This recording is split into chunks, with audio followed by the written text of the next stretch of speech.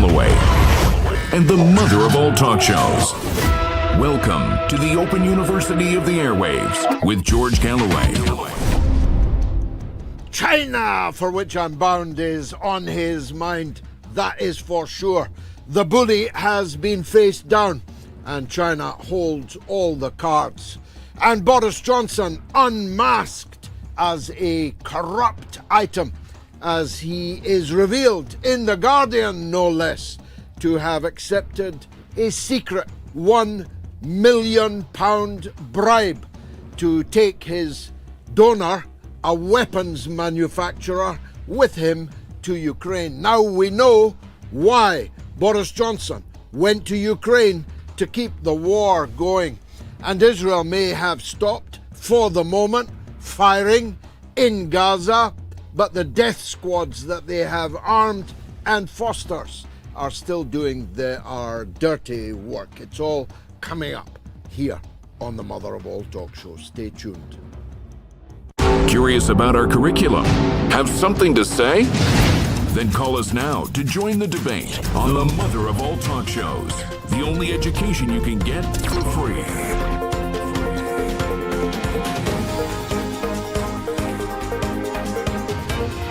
George Galloway, the Mother of All Talk Shows, with George Galloway. The world is our classroom, and you're welcome to sit in and join the seminar. Let me take the trash out first. Boris Johnson, who made that fateful trip to Kiev when Russia and Ukraine had agreed, indeed inked, an agreement that would have stopped the war within 3 months, maybe 2 months of it having started. Well, we now know what he was up to. He set up a company secretly offshore, to which £1 million was transferred by the man who made the drones and other military equipment that were being used by the Ukrainian armed forces. He didn't tell anybody about it, and it's only now revealed by what he thinks he has disparagingly described as a Russian internet hack. Well, it was good enough to get on the front page of The Guardian Observer, never knowingly stampeded into any kind of pro-Russian mode. The £1 million that was transferred explains why on that ill-fated trip that Boris Johnson took, that kept the war going now for years and has cost the lives of well over 1 million people, the man that he took with him, that nobody knew, that nobody was able to report exactly who he was the man who gave the £1 million and was the man who was up to his neck supplying the very military equipment and munitions to Ukraine, and the business would be guaranteed as long as Zelensky could be talked out of the peace agreement that had been inked in Istanbul. It is a sordid and grubby tale, even in its own terms. Secret transfer of £1 million to a politician so that he can finance his political work post-prime ministerial office, and that £1 million given by an arms manufacturer who's then brought to Kiev and introduced to all the right people. We don't know how much that man made from that trip, but you can guess, given the amounts of money that are swirling around in Kiev for weapons and munition, billions upon billions, tens of billions of dollars, you can be sure that he got his money's worth from Boris Johnson. And of course, you're left wondering why Boris only got paid £1 million for what may very well have been billions of pounds in arms export. But of course, the hunt will now be on to check whether that £1 million was the only £1 million that he got. Boris Johnson now stands totally disgraced, as does Zelensky. His mandate ran out long ago. His own party are no longer doing his bidding. They refused, for example, to pass a resolution in the Rada in the last week to nominate Donald Trump for the Nobel War Prize. Hard luck, Donald, you didn't get it, but one of your stooges in Venezuela did, and she's dedicated it to you in any case. The Nobel Peace Prize Committee, keeping up its long tradition of supporting everybody that hates peace, everybody that loves war. And it was a very clear signal that the Nobel Committee at least are behind the war drive against Venezuela on which Trump is bent. But that's not going to happen anytime soon. What was much more interesting this week was the standing up to the bully Trump made by President Xi Jinping and the government of China. As I say, I am myself China bound. Now, Donald Trump took two provocative actions against China. He must have thought that it seemed like a good idea at the time, but it turned out to wipe trillions of dollars off the US stock exchange, to obliterate crypto prices, with people losing tens, even hundreds of millions at a stroke. But somebody in Trump's entourage knew that it was about to happen. They took a short position on a crypto account that they had only opened that morning. And then when the short position triumphed mightily on Donald Trump's provocations against China over carrier routes and other tariff-related matters, the short position was vindicated in short order. Somebody banked $300 million in profit and promptly closed their account. If the United States media, if the United States Congress was any kind of media, was any kind of Congress, the hunt would now be on to establish who opened and closed in a single day a position which eerily, uncannily predicted a collapse in the American stock market and made off with $300 million. A third of $1 billion in an afternoon. Now, if that somebody turned out to be somebody in Donald Trump's family or somebody in Donald Trump's circle, that would be curtains, fatal for the Trump presidency, wouldn't it? Yes, that's exactly why we will never know who did it. Just like we will never know what they've got on Trump in the Epstein affair. I'm reading Whitney Webb's stunningly detailed second volume of revelations about who Jeffrey Epstein was, who was behind him, who set him up, who funded him, and for what purpose. And I'll tell you, although it's a long read, it repays that time. It is abundantly clear that Donald Trump is so compromised by the Epstein affair that it explains virtually every step he's taken or not taken since he realized, or it was whispered in his ear, more likely, exactly what they have on tape on him. The Russians conveyed to the Iranians this week that Netanyahu doesn't want a war with Iran. The more they talked of their honour, the faster we counted our spoons. My reading of that, and we'll check it with Professor Marandi in the second half of the show, is that that means they do want a war with Iran. President Putin passed on the information after a telephone call with Benjamin Netanyahu.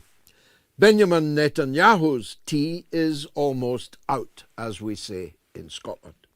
The divisions in Israel are such that it is high time for everybody concerned, except him and his grasping wife, that a new coat of lipstick was applied to the settler apartheid state. and is very likely to happen now.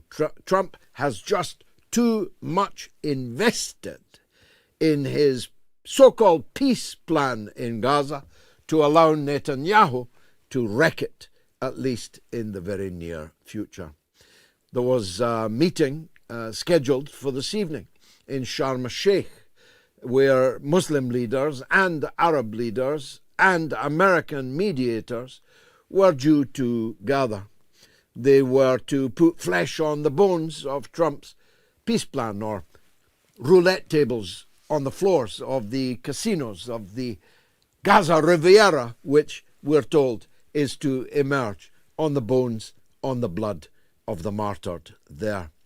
It may very well have been postponed because of an extremely mysterious car crash which killed 3 senior members of the Qatari royal house, the Diwani of the Emir, the king's closest people, the Emir of Qatar's closest people. 3 of them were killed and 2 of them critically injured in a mysterious car crash on their way to the summit in Sharm el-Sheikh. When I learned that the crash had occurred because the steering wheel of a top-of-the-range 6-seater Mercedes stopped working, well, in the wake of the Charlie Kirk affair and 1,000 other such affairs, I got to wondering just what this car crash was all about.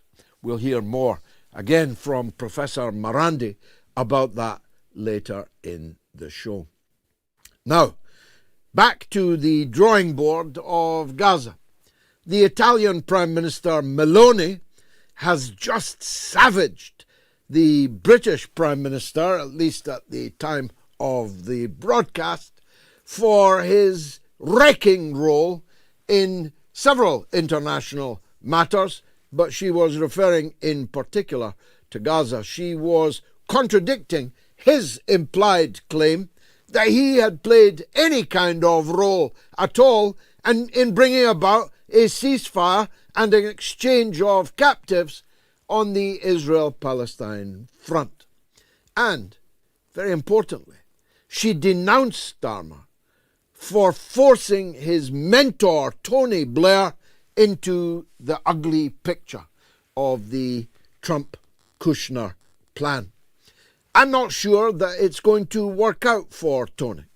I do hope and I do believe that he has other projects to which he can turn, because the whole world knows, even Meloni knows, that putting Tony Blair back in the Middle East, where he presided over 1 million Iraqi dead, the cascade of Al-Qaeda and then ISIS around the entire region and thereafter the world, doesn't sound like a good idea, isn't really necessary. And so I'm expecting, I predict, that Tony Blair's name will begin to fade from the headlines in the putative peace plan of Donald Trump. A very important journalist has just been murdered in the last hour, or his death has just been announced in the last hour in the Gaza Strip. Murdered this time not directly by Israel, but by their gangs. Who are these gangs? These are criminal gangs who were involved in the drugs business, big time, before the October 7th chapter of this 77-year war between Israel and the indigenous Palestinians began. These drug gangs have now been armed and are operating under the protection of Netanyahu's invasion force. It's now clear what they will be used for. They will be used to foment an uprising in Gaza against the resistance who just signed the peace agreement with Donald Trump and to worldwide acclamation. I'm not sure what the purpose of that is either, because Hamas have already announced that they are leaving the political scene in Gaza. Which brings me to a point I really want to accentuate. We've tried before to do it, but we need traction now. Nelson Mandela was safe from murder in the 27 years he spent in the dungeons of apartheid. He was safe even from torture. He was safe even from the more dramatic forms of ill treatment that are regularly, daily, hourly meted out to Palestinian prisoners, as we saw in the videos of the prisoners being prepared for release in this international peace deal. They were forced to crouch and were beaten as they went through a hoop to prepare for their release. But marwanbarghouti is just as important as Nelson Mandela. In fact, in world terms, in terms of the consequences of the ongoing Israel-Palestine conflict, you could argue that marwanbarghouti is right now one of the most important men in global politics. He is the Nelson Mandela of Palestine. We have regularly featured members of the Barghouti family, including his extremely deft and articulate son, Arab Barghouti. We have spoken with other members of the Barghouti family regularly, Dr. Mustafa, Marwan Barghouti's cousin. Why am I bringing this up? Because in defiance of the deal and against the wishes of at least some members of the American delegation to the talks, Israel has reneged on the agreement to release Marwan Barghouti, 23 years now in prison. And what a prison. Marwan Barghouti has twice the stature that he had when he went in, but he's half the man he used to be. He's lost half of his body weight. He looks 30 years older than he actually is. He has been savagely beaten, not once, but twice, taken out of sight of the internal CCTV cameras in the Israeli dungeon in which he is held and beaten to a pulp. He is tortured. He is tortured actively and passively by denial of medication and denial of nourishing food. We have to make Marwan Barghouti as big a political prisoner as Nelson Mandela was. The specials with their wonderful anthem, Free Nelson Mandela. We need cultural, political, journalistic, broadcasting, highlighting of the importance of Marwan Barghouti. He's not Hamas. He's no longer even Fatah, the faction founded by President Arafat, but long ago betrayed by those at the helm there now. Marwan Barghouti is the only man who can bring this Israel-Palestine conflict to an end by negotiation. He's the only man who can straddle all the multifarious forces, including the Islamist ones. He is a progressive, secular, nationalist politician. He is the Nelson Mandela in this picture. And yet far too many people, including regular watchers of this show, barely ever mention his name. So I am mentioning it now. Now, because we've got Professor Marandi on the show, I'm not going to delve deeper at this stage into this promise that Netanyahu asked Putin to convey to the leadership in Iran. It might even be true, though I doubt it. What is undoubtedly true is that Donald Trump has his fingerprints on triggers all over the world, in theatre after theatre. It's not yet a shooting war between the United States and China. And if it ever becomes one, it will be the end of the world. An American leader once boasted, "We could destroy China 3 times over." And the Chinese replied, "We can destroy the United States of America only once." But we think once is enough. The attempt to bludgeon and browbeat China has been stymied by one thing above all. As President Bill Clinton once said, "It's the economy, stupid." China's economy is performing better than all other economies in the world. It has long been the biggest manufacturing economy in the world. More and more of its customers are paying it in their own domestic currencies, cutting out the dollar entirely. But China's possession of the vast majority of rare earth metals, essential for everything from your mobile phone to the world's most sophisticated weaponry, is, if you'll forgive the pun, China's trump card. And they just played it. They have banned any export anywhere of Chinese rare earth materials. And that has brought Donald Trump panting like a dog seeking its dinner for peace with China. I hope to be able to report much more of that to you over the next couple of weeks. But meanwhile, let's get on with the show. It is the mother of all talk shows.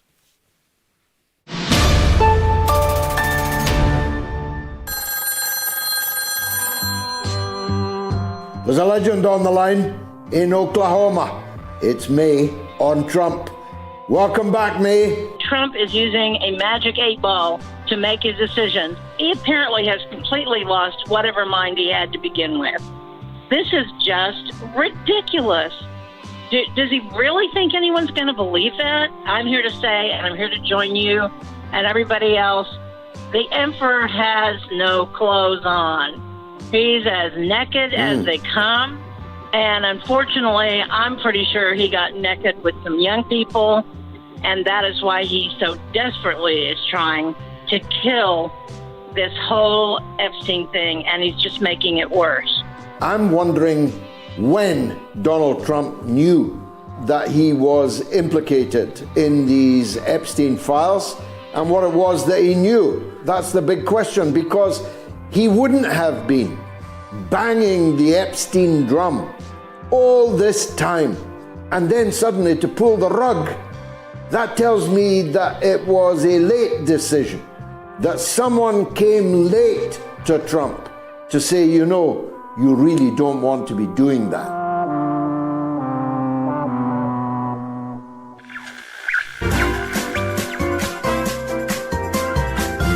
You are listening to the mother of all talk shows with George Galloway.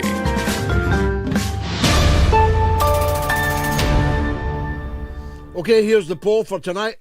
After Israeli captives are released, Netanyahu will A, respect the ceasefire, or B, start the war again.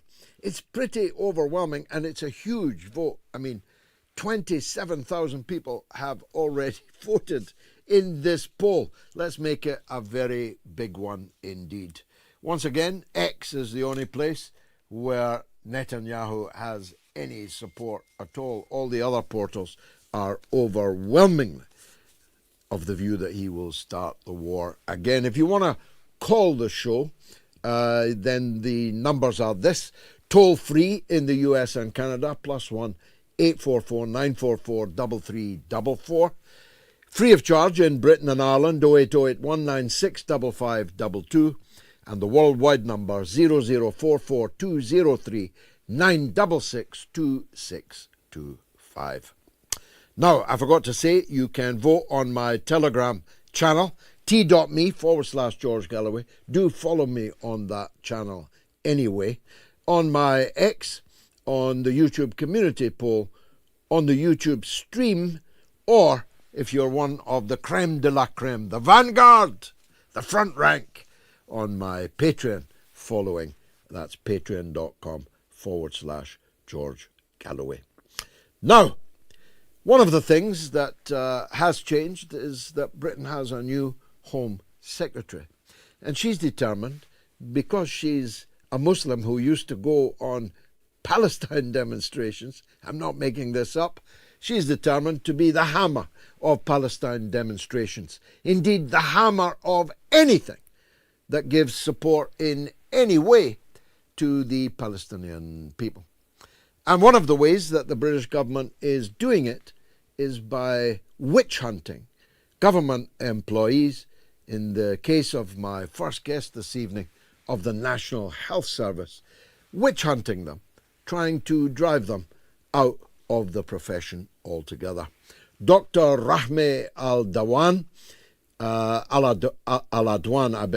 Dr. Rahmeh Aladwan is a British Palestinian NHS doctor, exposing the weaponization of the management body of the NHS, the GMC, the General Medical Council, which governs the conduct of Britain's doctors, by the Israel lobby. And I'm very glad to meet you at last, Dr. Rahmeh. I've been following your work now for quite a bit of time.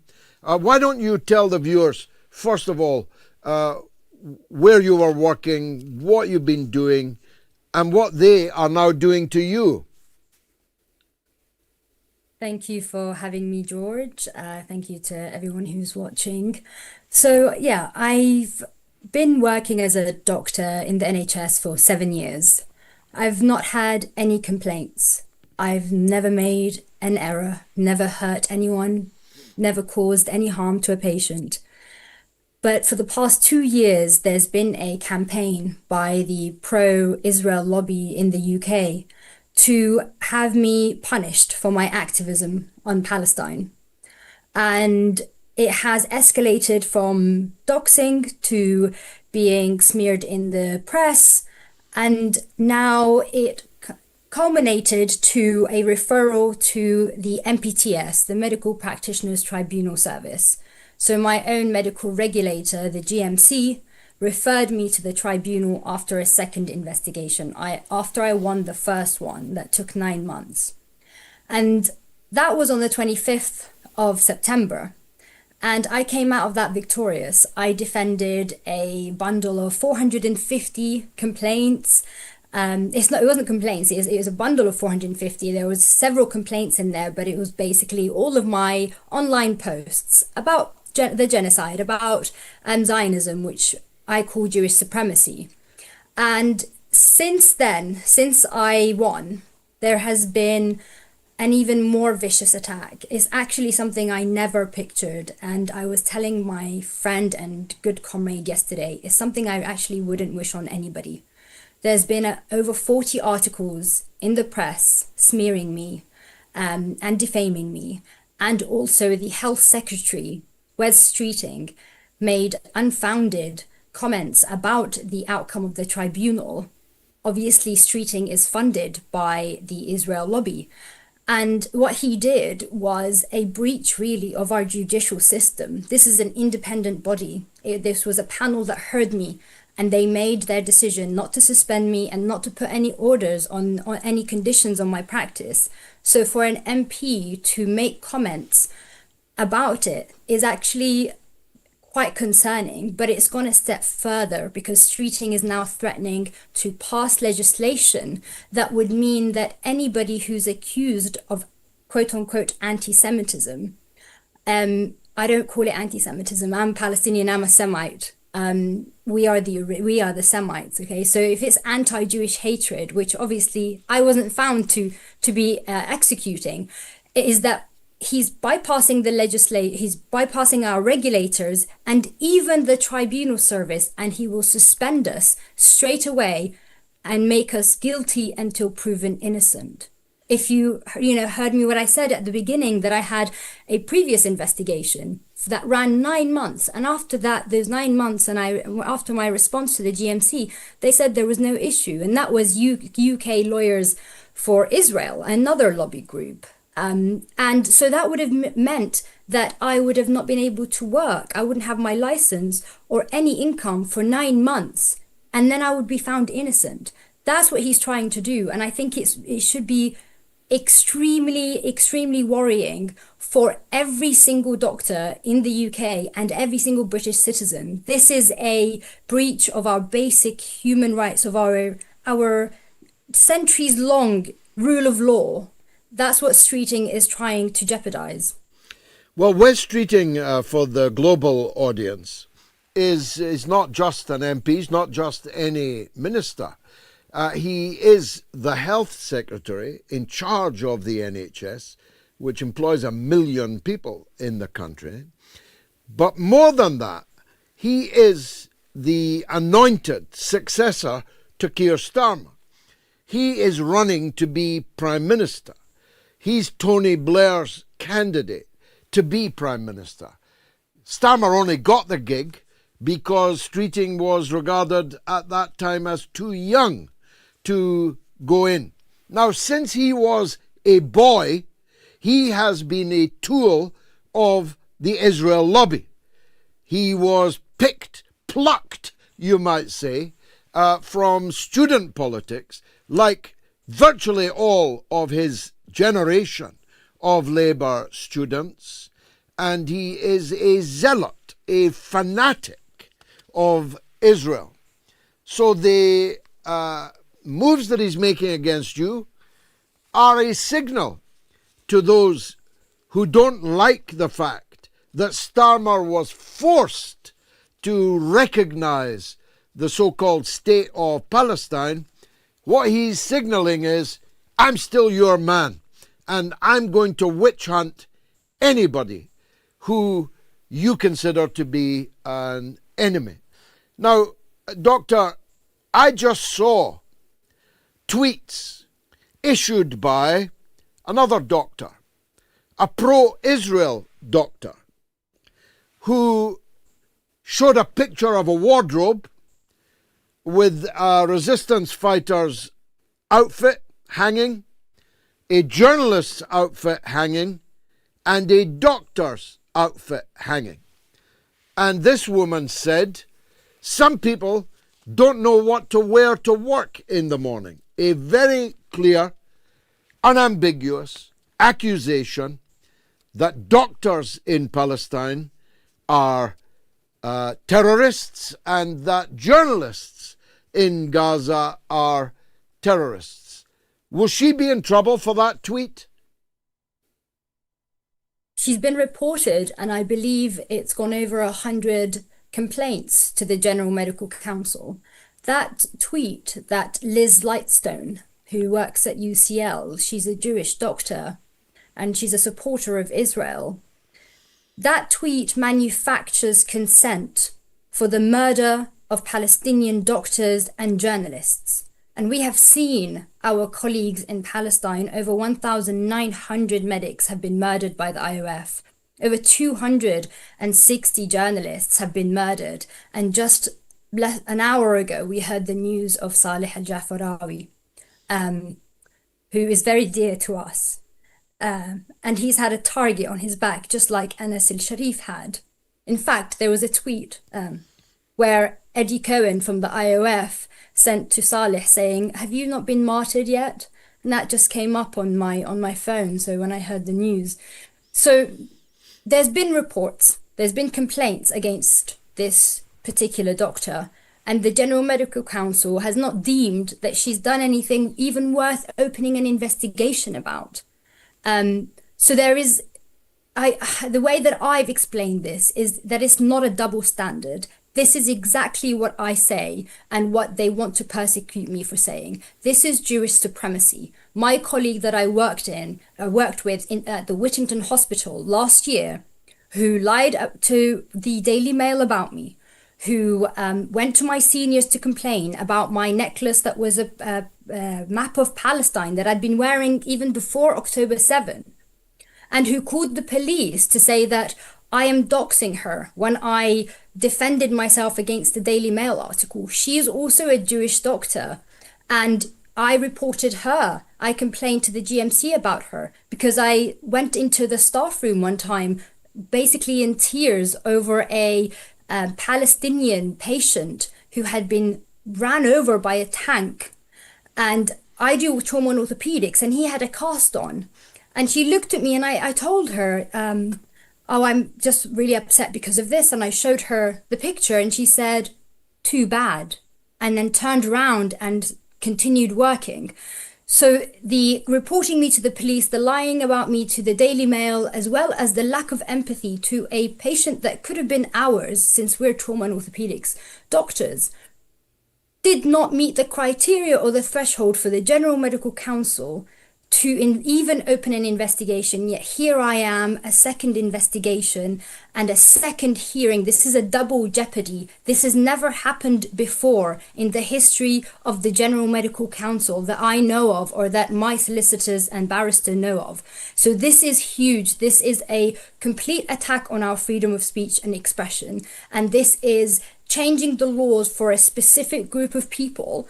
And the general message that I keep saying is that the fact that I criticize Jewish supremacy is because everybody's equal. We are equal. There is no apartheid in Britain. Everybody must be treated equally. Nobody less than someone else and nobody better than someone else.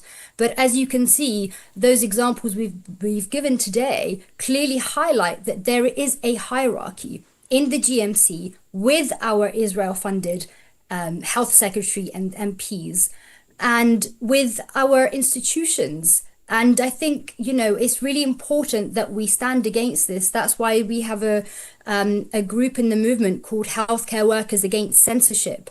There is a protest this Wednesday, the 15th of October at 10:30 a.m. in London Parliament, calling for Streeting to resign. Everything that Streeting has done to me and to other doctors this isn't about me and my license. This is about the integrity of our British institutions from foreign lobbies and foreign from them being subversed by foreign hostile interests. So it's not just me. This has happened to hundreds of doctors. There's been over 600 complaints about anti-genocide pro-Palestine doctors, and only I think 100 or so made it past triage. That also highlights that these are vexatious complaints. Dr. Rahmeh Ali, my friend and a very brilliant neurologist, consultant neurologist, Cambridge graduate with a PhD, was also put to a hearing after being suspended unfairly, and she got her license back. But the complaint bundle was actually put forward to the GMC twice before the correct person, or probably the wrong person, was handed it in the GMC to then begin an investigation. So that shows that there is corruption in our regulators and our British institutions are at risk. So this will be a really big protest on Wednesday, and I hope that healthcare workers and the British public support us. You don't have to agree with the certain words that we're saying, as long as we're not inciting harm, which none of us have done, because we've been trying to stop harm, we've been trying to stop the Holocaust in Gaza. It's important that we defend each other's freedom of speech. I would defend my opponent's freedom of speech, even if I completely disagreed with everything they said, but I would defend their right to say it, because that is a basic human right that our government, the Israel lobby, and especially wesstreeting are trying to take away from us. Just give us those details again. That's 10:30 a.m. at Parliament Square on Wednesday. Is that right? Yeah, outside of Parliament, London, Wednesday. 10:30 a.m. I hope you get a big turnout, and I hope everything works out for you. Dr. Aladwan, thanks for coming on the Mother of All Talk Shows. Let me take a quick break. Then your calls, which are incoming by the score right at this moment in time. Stay tuned.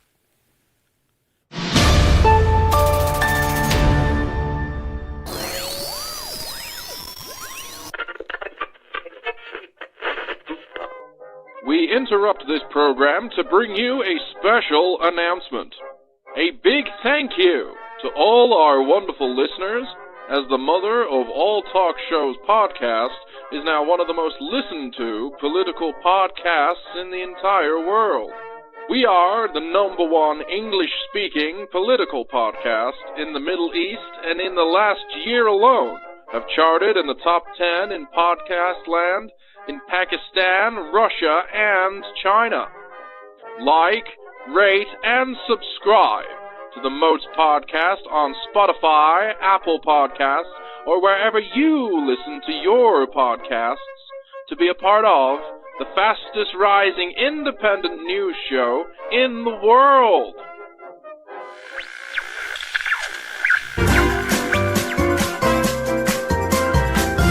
You are listening to the Mother of All Talk Shows with George Galloway.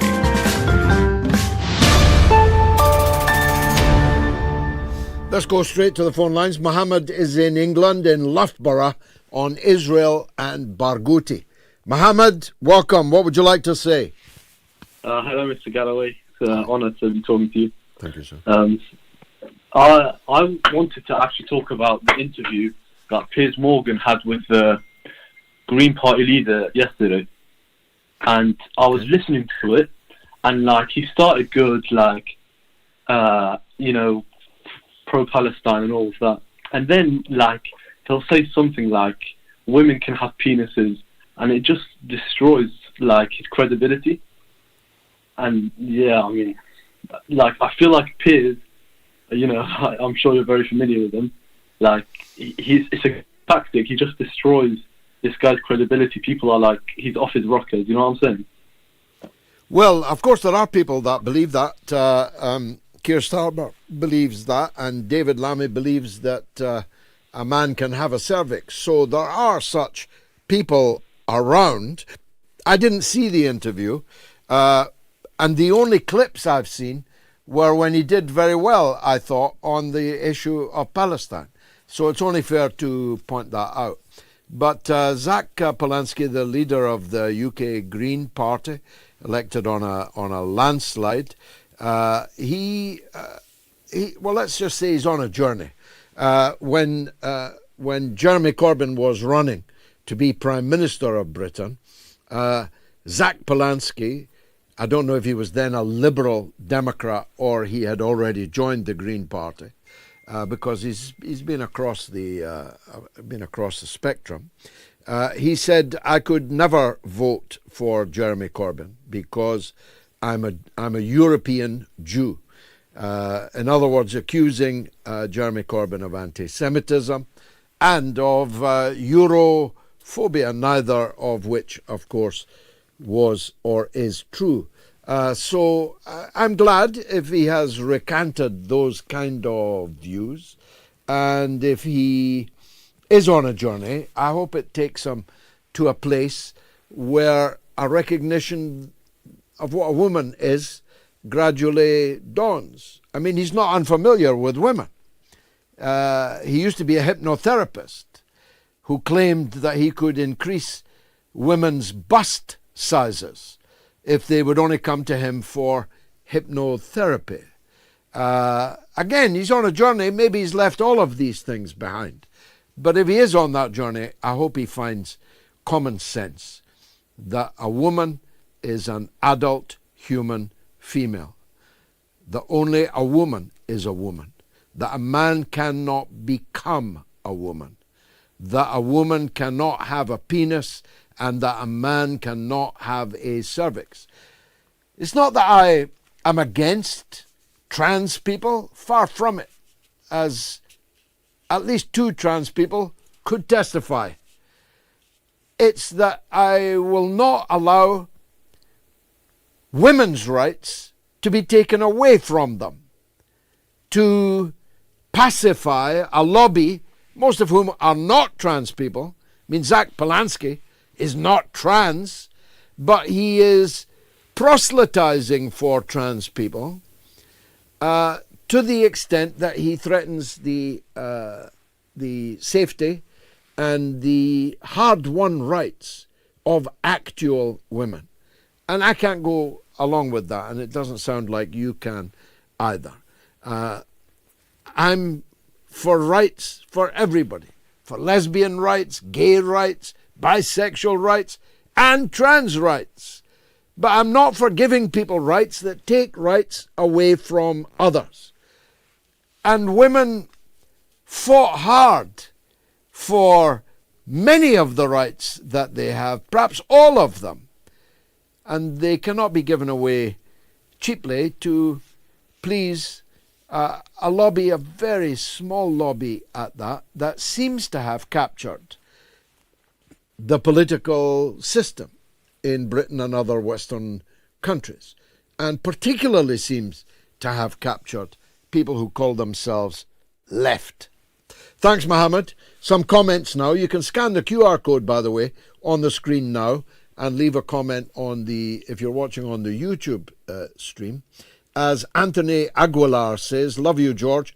We have to keep up the voices of truth and demand accountability. Thank you, Anthony. Pauline Wooding says, the Gulf Cooperation Council were the main driver behind this ceasefire deal, albeit altered by Netanyahu, but are happy to let Trump take the credit. And Pac Chanel says, no one can be trusted with another Palestinian's future or fate except another Palestinian. These Arab leaders in meetings are colonialist puppets. And Ange says, if this was a Zionist doctor's freedom of speech, it would be all over the news. Well said, Ange. Ibrahim Muhammad says, George, do you have a Pakistan-Afghanistan update? You know, I can't remember the last time there was a conflict in the world that I didn't understand, but I'm afraid this is one of them. All I can say is that the Pakistan Prime Minister and the Chief of Army Staff of Pakistan were recently in Washington, and has been famously said, when war breaks out, you can be sure that the person starting the war has either just been to Washington or Washington has just been to them. Josh is in California on Palestine. Josh, welcome. Hi, George.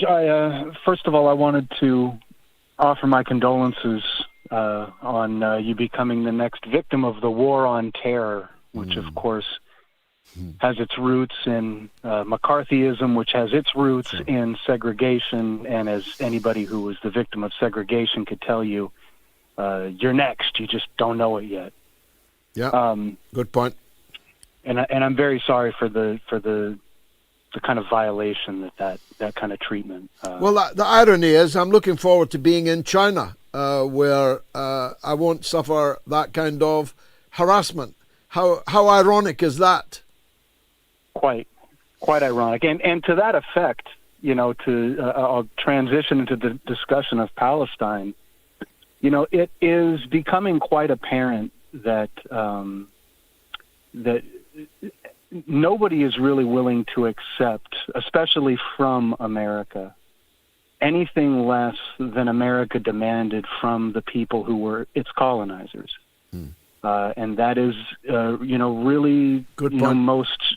It's really, thank you. It's really most perfectly expressed in the beginning of the Declaration of Independence and in the first two amendments to the Constitution, which are the expressions of not only what it means to have a free and equal state, but what's necessary to maintain it. Mm-hmm. That's a very good point. That's not often enough made. The American people rose in a revolution and violently took their independence, and hallelujah. They did so from a group of foreigners who thought they had the right to rule a land many thousands of miles away from them. And that is now universally in the United States and globally hailed as the triumph of the right to be free that the American people demanded. We'll park for a moment the issue of what happened to the indigenous Americans, park for the moment what happened to those who were not only not set free by the victory of the American Revolution, but were enslaved for another 100 years almost, and discriminated against for another 100 more. Leave them aside for a moment. But the American people demanded their freedom and independence from foreign occupation. And they got it. And they had the support, even at the time, of all right-thinking people, including my own countryman, Tom Paine, who played a not inconsiderable role in that revolution, in that freedom. So you're right, we should all the time look for ways of relating.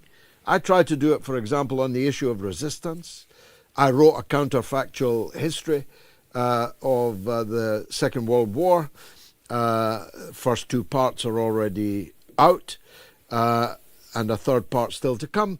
And in it, I deal with the counterfactual possibility that Hitler had crossed the Channel and that the best of the British formed a British resistance to Hitlerite foreign occupation. And sometimes they did things that were not pretty and could not be pretty, because when you've got a jackboot on your throat, you have to get it off. And that's not often achieved all that peacefully. Thanks, Josh, in California. Now, have you made your donation yet? If you have, a big thanks. Here's tonight's Wall of Fame. Jason Godber Ford, Michael Johnson, Owen Bulmer, Carol Hope, and Elaine Ryan. A big thanks to every one of you, and to every one of you who will, before the night is out, I'm sure, become a Moats donor tonight. You just go to our website, moats.tv, or scan the QR code there now and give what you can to support the show. My old friend Terence is in England, in Reading. He wants to talk about the aforementioned Boris Johnson. On you go, Tel. Very much. Good evening, Mr. Gatt. Hope you and your family are well. Regarding Mr. DeFefa, who hides behind the name Boris, also took John Clifford Bamford's bees in the Ukraine. He had a sideline. Things up, then let's rebuild him again with a JCB. He was never shy in looking, and is never shy in looking forward where money is concerned. The man is thoroughly scurrilous, and I'm not surprised by that. Secondly, and more importantly, I've been looking at the so-called British media this weekend. Less than an hour and a half ago, Scotland beat Belarus in the football, and I hope I brought a smile to your face. Very happy. BBC, but the BBC commentator, you want to listen to what he said? I don't think many people's come today from Belarus because, given the fact that Russia's invaded Ukraine, as soon as he said that, I thought, oh, good gosh alive. I wonder if he's going to say the word genocide in the same sentence. And never did that, and I was quite surprised by that. So I think the whole issue of the condemnation of certain things without knowing what's going on and sheer ignorance and follow the money with Johnson and Lady Moon and Lord, what's his name? Her husband's name, 160 million. They're not going to have anything taken off them. Neither is Barrow, man. Full barrow of money. So of complicity and just pretending that people care, especially in the BBC and the media, has never been more apparent. The scurrilous are always at the top, and your take on that? Well, the word double standard doesn't do it, really, does it? It doesn't fully convey. I mean, double standard, you can have a double standard of thinking it was a penalty 1 week, but when it's against you, you think it isn't a penalty. That can be a double standard. How can you properly describe a situation where a pro-Israel doctor is allowed to put in jeopardy Palestinian doctors by clearly accusing them of being part-time terrorists and part-time doctors? that doesn't even warrant an investigation. Whilst a Palestinian British doctor is witch hunted not once but now twice for standing up for her cause. How can you explain this one, Terence? That there are tens of British doctors who have been serving in the Israel occupation force in Gaza. They have been in the front line, albeit as medical practitioners, treating wounded Israeli soldiers that are there to massacre Palestinian children. And those British Israeli doctors do that, get on a plane, come back to this country and go straight back into their jobs. Well, someone who sends a tweet that appears to support the legal right of the Palestinians to defend themselves is crushed like a butterfly on a wheel. You saw that young woman. You saw her sincerity. You saw her beauty. A butterfly being crushed on a wheel for standing up for her own people, who most of the world consider to be in the depths of a genocide, a veritable Holocaust.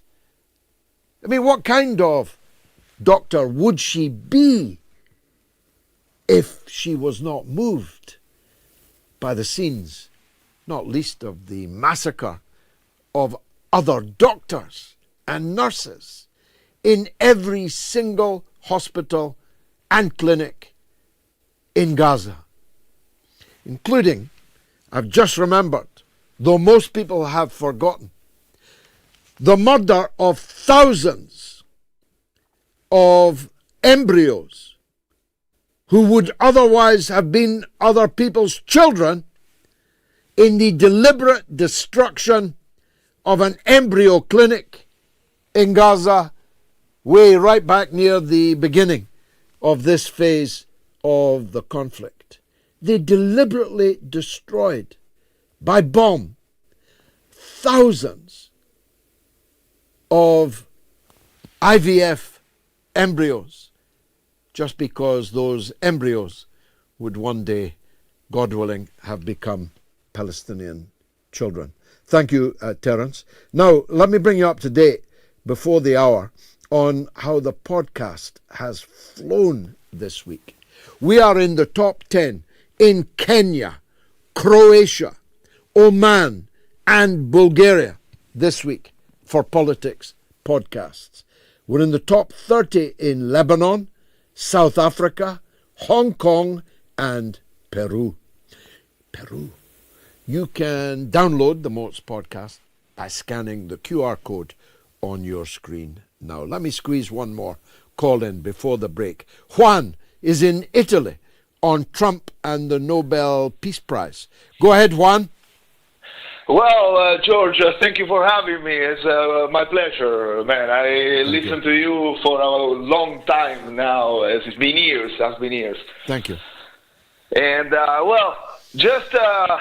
I find myself vexed at the possibility here. We talking about peace. How can we talk about peace and this rhetoric and when there is like the wars are coming and going everywhere? It's just the landscape is and it's ever growing this, and it's like it's clear to me that the discourse now is not attached to reality anymore, and these are sad times, I fear, because of this matter. Trump was asking for the Nobel Peace Prize, yes, but then it was given to this Venezuelan leader who is, as you know, asking for for an U.S. intervention in her country for like the usual reasons, and I send my best to them as they will be resisting to any such attacks that might be happening soon. Well, don't take this the wrong way, Juan, but she is the Juanita Guaido of this picture. And that's why she got the Nobel Peace Prize. And I think we should now exercise a self-denying ordinance in ever mentioning the Nobel Peace Prize again. It is simply a farce. When Barack Obama can be given the Nobel Peace Prize when he's only been in office a few months, and before he'd done anything, and what he went on to do was the last thing you would call it was peace. He bombed more countries than any other American president has ever bombed. And yet he got the Nobel Peace Prize. Henry Kissinger got the Nobel Peace Prize. They used to say that that's the day that irony died.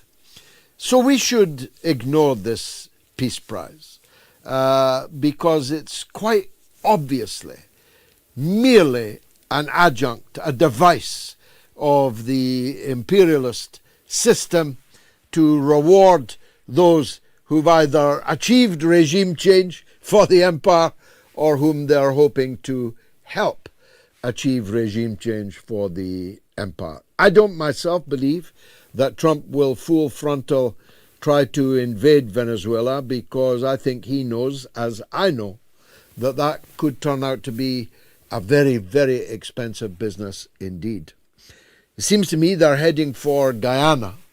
They're going to occupy the neighboring country of Guyana. They're going to claim that they are doing so because of immensely rich, disputed territory, disputed between Guyana and Venezuela, and they will base the American forces there with a view to continuing the efforts to subvert and, if possible, to bring down the legitimate government of Venezuela.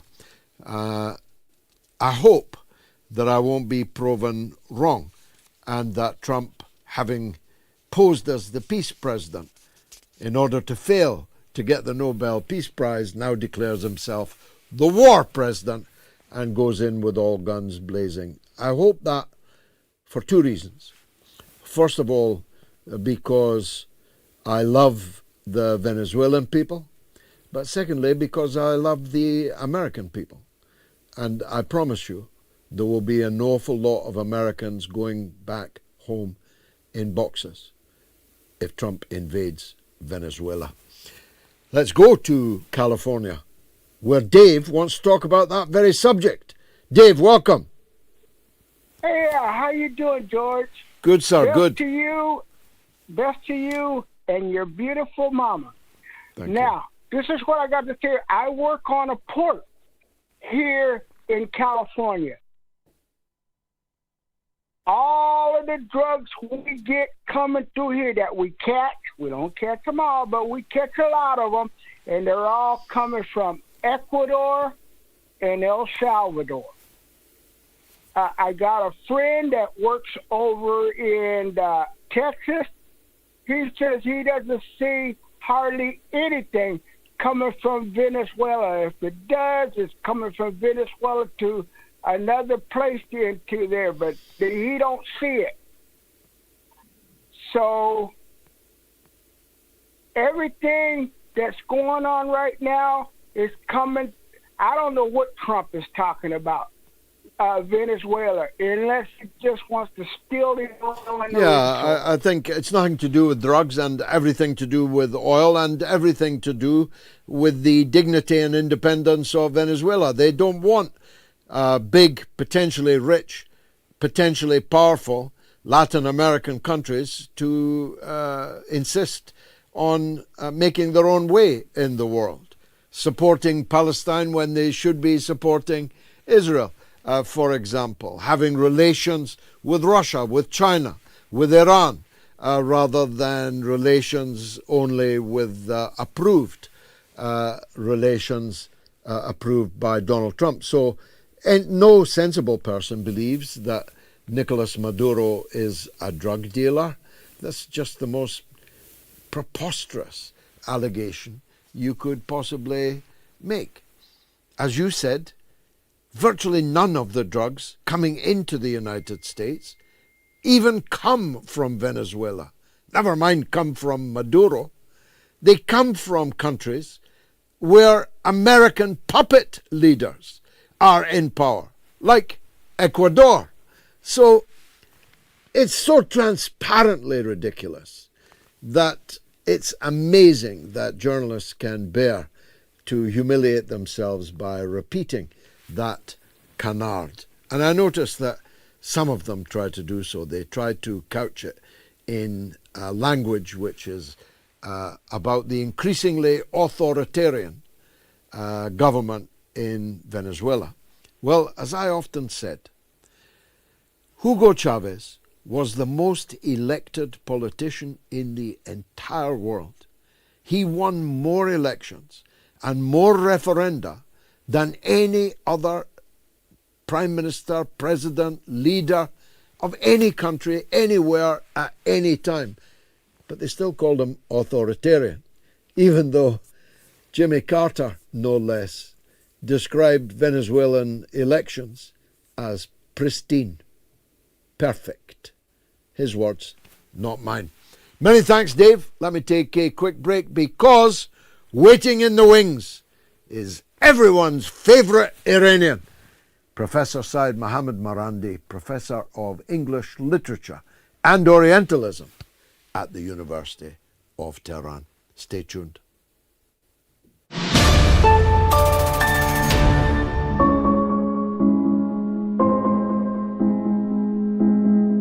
I've got to tell you, most British people couldn't point out Ukraine or Syria on the map. This is a symptom of the Western decline. So I wouldn't, in other words, beat up the American public uniquely for that. This is a common characteristic.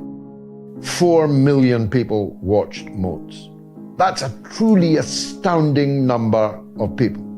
I mean, astounding. But it's still a tiny number compared to the population even of the United Kingdom, never mind the United States, never mind both of them together, and the rest of the English-speaking world, and never mind the rest of the non-English-speaking world. So we have to keep in perspective. We have more people who know more than we have ever had before.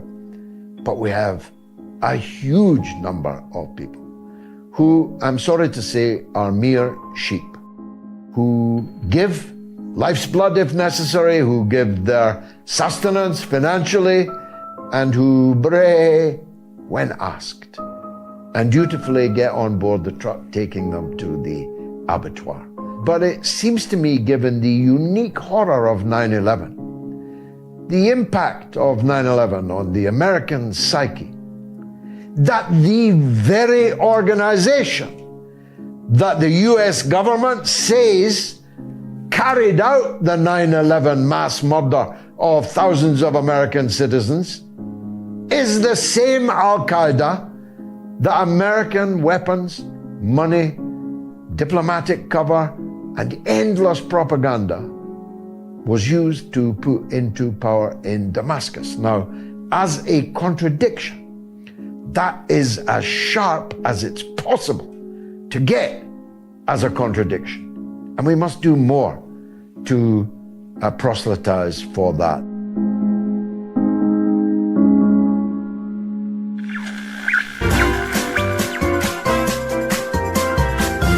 You are listening to the mother of all talk shows with George Galloway.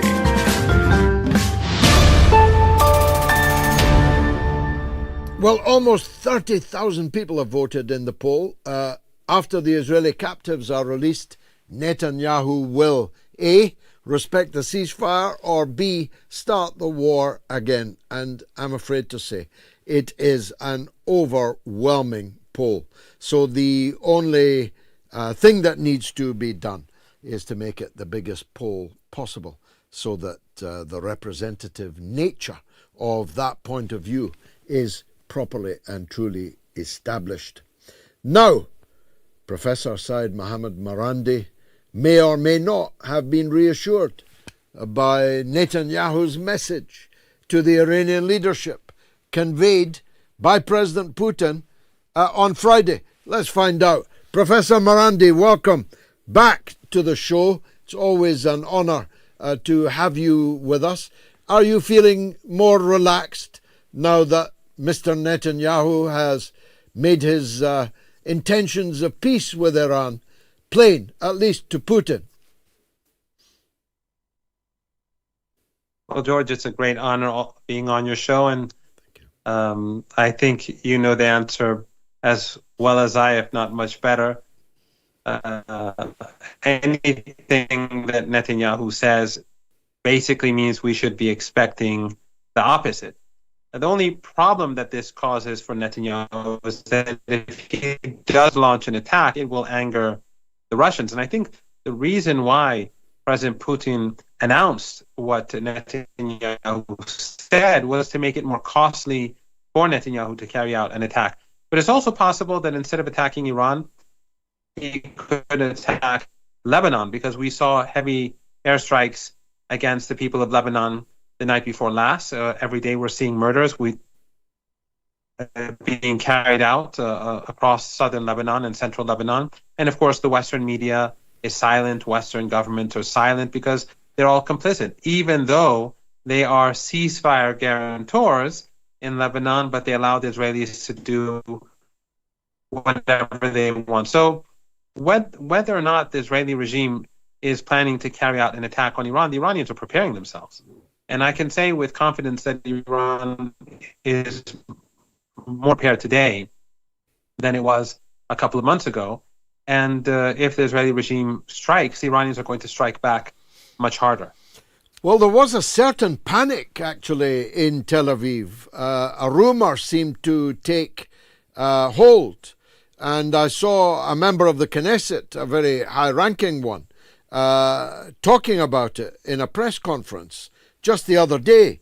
The rumor was that they weren't going to attack you. You were going to launch a surprise attack on them. And he seemed jolly worried about it. But I think we can rule that out, can we? If they don't attack you, Iran won't attack them? No, I can't say that can be ruled out. There is no ceasefire between Iran and the Israeli regime. If you recall, we discussed this before. The Iranians accepted a halt in hostilities, not a ceasefire. And it was only after days of pleading by Netanyahu that Iran accepted, and the Americans gave a number of concessions to Iran. And then the Iranians, when they felt that the regime had enough, it ended the missile strikes. But we do not have a ceasefire. There's no agreement. And the Israeli regime is a threat to Iran, and it is constantly threatening Iran. So therefore, I can't say that the Iranians won't strike, because the Iranians have every right to do so. The regime constantly says that they're going to attack us, that they're going to destroy us. Officials make threats against Iran in Tel Aviv and in Al-Quds, and that's something that the Iranians take very seriously. Now, they should be afraid, of course, because Iran, as I said, is much more prepared than it was a couple of months ago.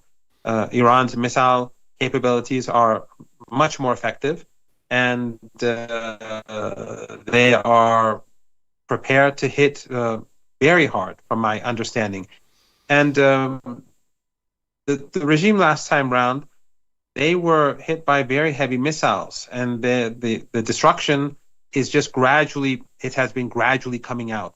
If you recall, back then there was not a lot of information coming out of occupied Palestine, but gradually we've been hearing over the last few weeks what sort of damage has been caused. So they know quite well what happened, and that's why they are worried. They should be worried. How are Iran's you used to be the professor of American studies, so I know it's in your purview, in your area of expertise. How are relations between Trump and Iran right at this moment? Because I saw a story today that Trump wants peace with you. Well, Trump speaks of peace, but during his first term, he murdered General Soleimani along with his companions and his Iraqi counterparts. Abu Mahdi al-Muhandis, the leader of the forces that were fighting ISIS in Iraq. So that obviously is something that Iranians still remember today. And then more recently, the Trump regime carried out airstrikes on the Iranian civilian nuclear program. So no one believes anything that Trump says, especially since the Israeli assault on Iran was carried out as Iran was negotiating with the United States.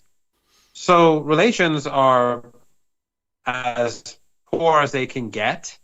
And the Iranians are not planning to negotiate with the United States. The Iranians are not planning to negotiate with the E3 anymore. The E3 has become irrelevant for Iran because they've isolated themselves from Russia. They've burnt their bridges with China, and now after they've left the JCPOA, there's really no reason for the Iranians to deal with them. They are of no great importance anymore to Iran. So they've burnt their bridges with Tehran too. But as long as the United States behaves as it does, I do not think that there will be any negotiations. And Iran is, as we speak, building up its relationships with countries across the global majority or the global south.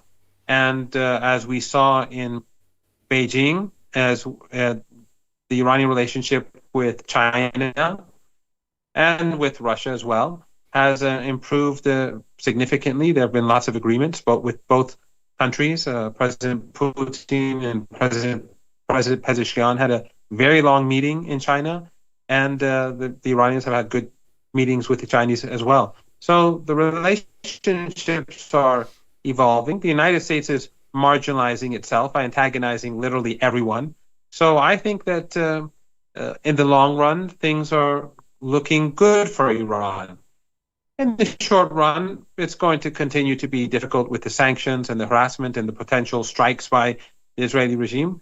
But I think that during the first war, everyone saw that Iran came out on top, despite the Blitzkrieg attack and the first day, which was our Pearl Harbor, the only difference being that in the case of Pearl Harbor, apparently the U.S. president knew it was coming. But in the case of Iran, the Iranians were not expecting a regime change operation. Now, before turning to, if you like, the big enchilada, the Trump peace plan, I saw that you, like me, are extremely skeptical about this mystery car crash, which murdered, if it was murder, 3 leading Qatari officials from the Emir's office and seriously wounded 2 others.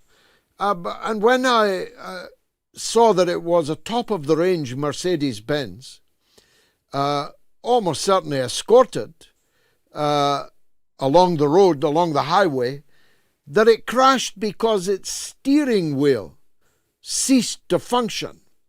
I've had a lot of Mercedes, Professor. I've never heard of such a thing, so I automatically went into suspicious mode. And I see that you did too. What's your current thinking on that? Well, I believe that this was an accident just as much as I believe that Charlie Kirk was murdered by a lone shooter. If you accept that, then yes, you can accept this. But neither makes sense. The story that the FBI put forward about Charlie Kirk does not make sense, and Candaceowens, among others, has shown great, enormous flaws in the narrative. It just simply can't be true. And in this case, it doesn't make sense either. You know better than I that high-ranking diplomats are taken care of. They have. It's not only the automobiles. I mean, I simply cannot believe that a Mercedes-Benz. It would have that sort of problem. But also, the driver would never be driving like some sort of madman. He's driving senior diplomats. In fact, one of the three who was killed is a member of the royal family. Yeah. So they were definitely being very careful to make sure that nothing happens to them. So either the Israeli regime, in my opinion, they carried out the murder, or the Egyptians did. But because the relationship between Egypt and Qatar is not good, it continues to be poor. After the Egyptians and the Saudis and the Emiratis and the Bahraini regime, these four regimes ganged up against Qatar and tried to overthrow the government, and Iran helped Qatar. And despite all that, the Qataris afterwards continued to betray Iran. But in any case, I digress. The relationship still is not good. However, I still think that if I was a betting man, which I'm not, I would say that the finger should be pointed towards Tel Aviv. In the Kirk affair also, let's turn to what they were headed for Sharm el-Sheikh for. I see that Aliyev is there, for example. So it's not just an Arab affair. It's an Arab and Muslim affair. Trump invited Iran. I presume that was given a raspberry. What's the current thinking in Tehran about the likelihood of this deal actually bringing, if not peace, at least the absence of war? Well, Aliyev is an ally of the Israeli regime, just like almost all those people who will be gathering. And we saw the images of the Qatari senior officials and Turkish senior officials hugging senior Israeli regime officials. And that, I think, was quite outrageous. It was really sickening to watch, even though I've always seen and knew how Qatar and Turkey, the regime, how they've had close relations with the Israeli regime. In fact, I was in Doha once at the invitation of Al Jazeera many years ago when Perez arrived for an interview with Al Jazeera. Of course, he is also, by the way, he is one of those who's received the Nobel Peace Prize. Yeah. So Qatar, they've always. I mean, I'm always disappointed with these regimes, but now I just don't care. But the images that we saw a couple of days ago were just simply disgusting. This is not going to succeed, in my opinion. The first phase, we'll see prisoners swapped, and I'm sure you've noticed that Western media doesn't say anything or says very little about all those Palestinians who are in jail. The focus is on those Israeli soldiers who were mostly soldiers who were arrested and captured by the Palestinians. But in any case, we'll see the prisoner swap most likely. But phase 2 of this deal is not going to work. The Hamas is not going to give up its weapons because it knows what's going to happen immediately afterwards. They'll be massacred. Palestinian Islamic Jihad will not give up its weapons. It knows that what will happen is that they will be wiped out immediately by the Israeli regime, and none of these leaders who are going to Egypt are going to do anything about it. Just as when Qatar was bombed by the Israeli regime with U.S. consent, no doubt, all these leaders did was that they signed a piece of paper saying that what the Israeli regime did was not nice. Nothing more. So this is going to be a dead end. At the end of the day, most probably what we're going to see is a renewal of the fighting. It may take some time, but I think that we all have to be prepared for more dark days. And that's why our activism must continue. That's why everyone has to remain active. There's much more censorship now. I mean, my X account is now being censored because what I wanted to do was to put out daily images of the massacre of the last 2 years, and now it says that I can't do so because X does not know my age. So obviously something is happening with X as with TikTok. Apparently I look very young, but everyone has to be as active as possible. We all have to keep the pressure on the Israeli regime. We have to keep, the globe has woken up. The United States is waking up, but those who are still half asleep, wherever they may be across the world, we have to open their eyes to the reality, because the biggest defeat of the Israeli regime, I'm sure you agree, is not due to Hezbollah or Hamas or Palestinian Islamic Jihad or Iran or Ansarullah. The biggest defeat is that the resistance has gone global. People across the world have woken up, and the regime is despised, and it is seen for what it is, a genocidal apartheid regime. That is the biggest defeat, and that is something that we have to build on. Amen, and I'm prepared to vouch for the fact, having embraced you warmly not that long ago. You are definitely over the age of 21. Thank you very much, as always, Professor Seyed Marandi, the favourite Iranian of this show and many others. It was a bad line, but I hope it was a good interview. Let me take a quick break, and then your calls right up to Gayatri and her social media news roundup. Stay tuned.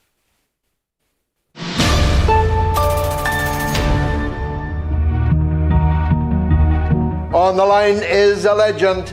It's May in Oklahoma. On you go, May. I know that when you started out in life, you probably were an outcast. And because of that, you love you love the outcast and you love the downtrodden. When I first started listening to you, you actually said you were embarrassed to have to ask for money. And I told you at that time that you didn't need to be, because you are worth your salt.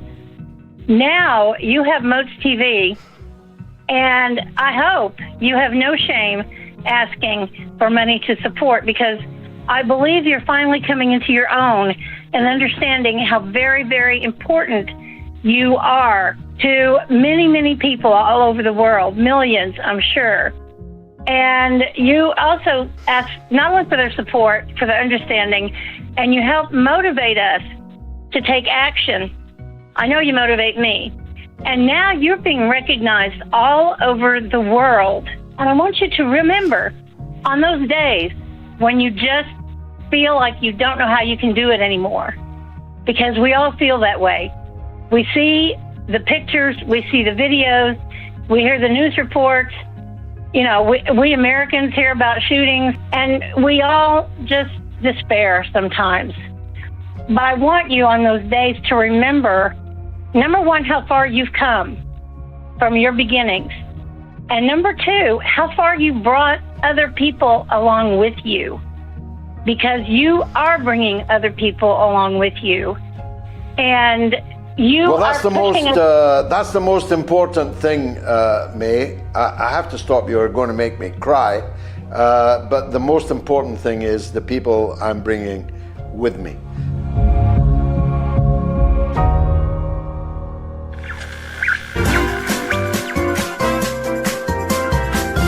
You are listening to the mother of all talk shows with George Galloway.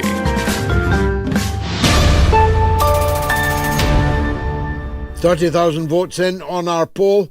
After the Israeli captives are released, Netanyahu will A, respect the ceasefire, or B, start the war again. Get your vote in the next 10 minutes, maybe 12, 13 minutes still to cast your vote on my Telegram channel, t.me/George Galloway, on my X, on the YouTube community poll, the YouTube stream, or on my Patreon page, patreon.com/George Galloway. Let's go to Pennsylvania, where Kwame wants to talk about Palestine. Kwame, welcome.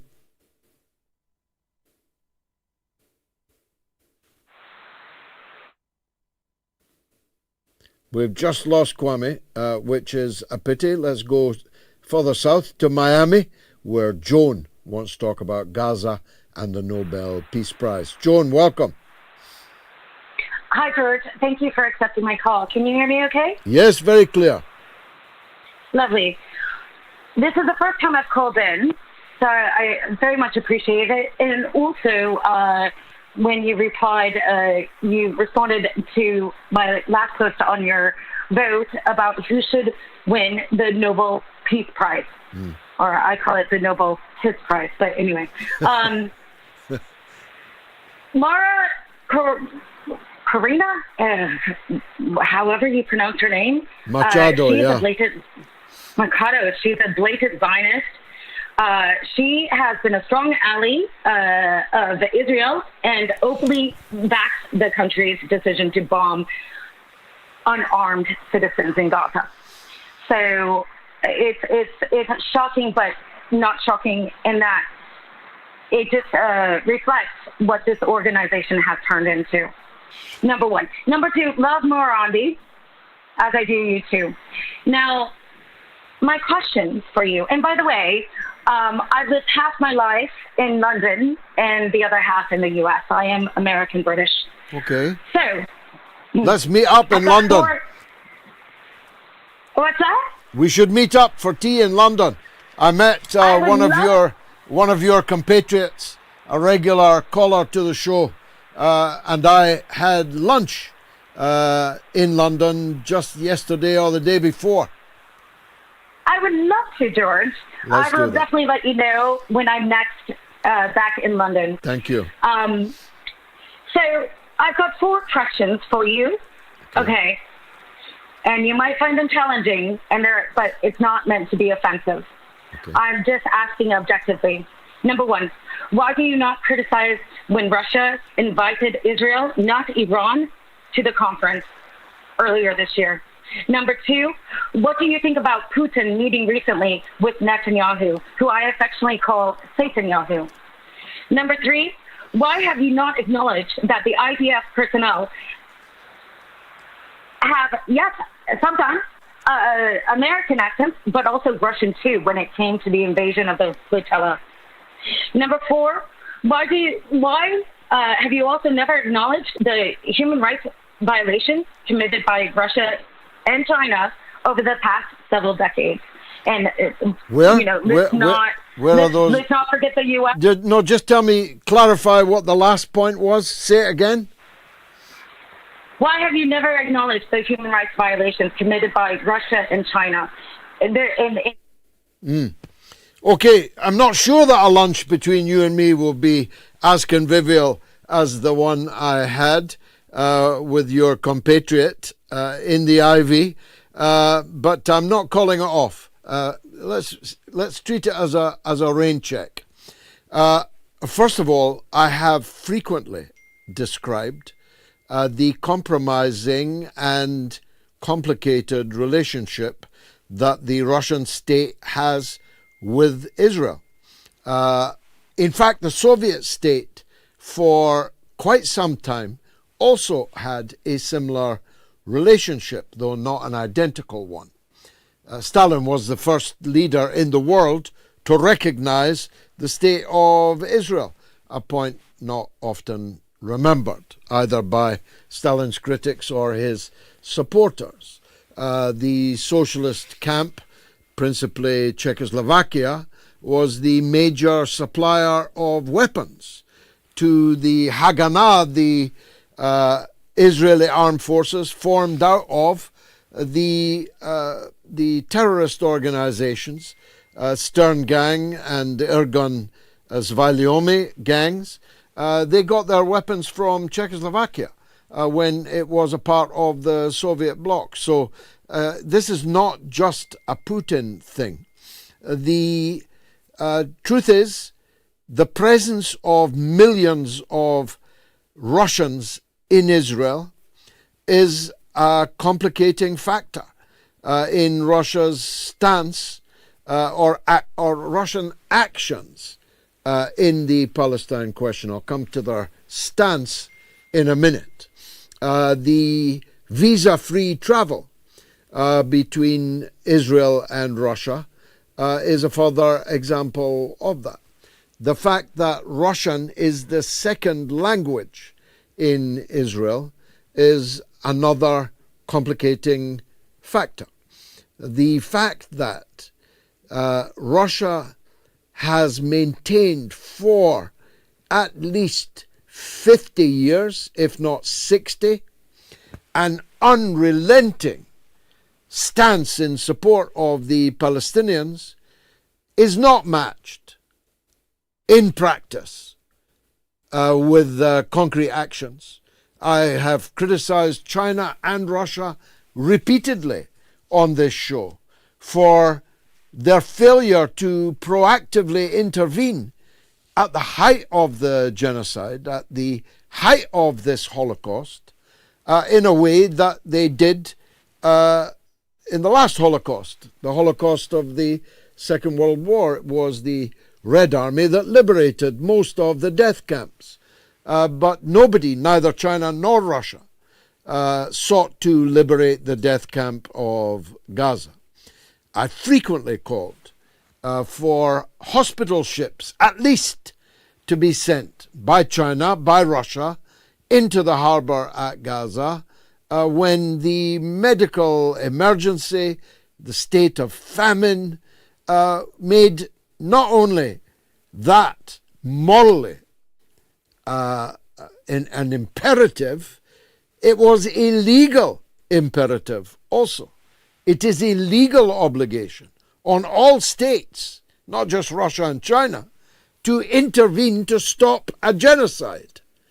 And so, given that the state of genocide in Gaza is overwhelmingly established, and including in Russia and China, the failure to actually intervene and do something to, if not stop it, then at least alleviate it, is a major, was a black mark against China and Russia.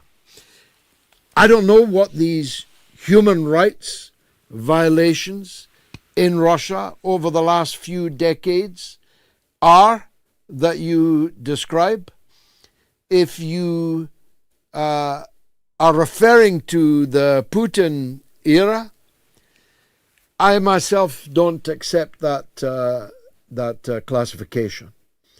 There was, of course, human rights violations in the Soviet period. There were many human rights violations in the Yeltsin period. But in the Putin period, Russia has transformed itself, and not always in ways of which I approve. If I were voting in a Russian elections, I'd be voting for the opposition to Putin, because I don't like the presence of oligarchs, the presence of big business, super big business, at the heart of the political system. I'd be voting for the communist if I were voting in a Russian election. But I don't think in the sea of human rights violations across the world, including in our own country, Joan, you can seriously say that Russia is a major human rights violator. That would be ridiculous. It's certainly ridiculous putting it to me after what I have just recently been through. The reality is the world is at war with Russia. The Western world is at war with Russia. Your country and my country are effectively at war with Russia. NATO is at war with Russia. The war psychosis of the NATO powers, which lay dormant for some time, but which has never gone away, is now out there rampant. Russia is under total attack from the NATO countries. Their weapons, their money, their special forces, their spies, they're all attacking Russia. And you want me to condemn Russia? Let's condemn over lunch the crimes of our own countries. First of all, Joan, let not we complain about the beam in our brother's eye, whilst a mote is in our own. Now look, a big shout out to tonight's top donors who've been on to the motes.tv website. Mohammed Hammam, Douglas McFarland, Kenneth Morris, Eli Nut, and Jafar Sani. Wow! Thank you to all of you and to every one of you who, before the end of this night, will scan the QR code and go on to make a donation. We do have Kwame in Pennsylvania back. Better take his call now. Kwame, welcome. Oh, thank you very much, Mr. Galloway. You don't know how much you revived my spirit in humanity. Thank you. You know, when one is able to look at things from facets that goes against the general narrative. Thank you, brother. My question is this. We have been living off of a fiction, particularly when it comes to theology and religion, that has no basis in archaeology or fact. And this is the premise for the slaughter and for the mayhem and for taking people's land. At what point do we begin to address that this is based on a fictitious premise? That's my point. What fiction in particular are you referring to? Let's go to the ancestries of religion. There was no Abraham. There was no David. No. There was no Solomon. There was no John, Mark, and Luke. You know, if you look at it from a science perspective, none of this existed. But yet we have wars, we have invasions, which are realities that is based on the premise of these religions. Well, when do we? What I'm increasingly familiar with is the fictitious Christian Zionism, which literally invents words, claiming that they are biblical, that were never spoken in the Bible. This Schofield Bible, the one that American evangelical right-wing Americans in particular love to quote, is not the Bible. That's not the Bible as was written, which was in any case written by men, and written by men a long time after the presence of Jesus on this earth. He did not say, we must bless Israel and we will be blessed, and if we curse Israel, we will be cursed. Jesus never said that. The Bible doesn't say that he said it. And Israel didn't exist at the time that they claim that he said it. And neither did the Jews. The Jewish religion post-dates. It was not called Judaism at the time. According to the Bible, God made a promise to the people of Abraham, but we are all the people of Abraham. Abraham is not Israel. Abraham is not Judaism. Abraham is the font of monotheistic religious thought shared by Jews, Christians, and then Muslims. So I'm familiar with that fiction. And I do think that sometimes it is entertaining to engage with Zionists along those lines. But my overwhelming feeling on this, Kwame, is this. I don't really care whether Mikolovsky, as his real name, Netanyahu, came from Poland, or almost all of his predecessors are European Ashkenazi Jews. I don't really care when they became Jews. I think it weakens their case considerably that their conversion to Judaism is many, many, many centuries, indeed more than a millennium, later than the timescale they like to allege that they are connected to the Holy Land of Palestine.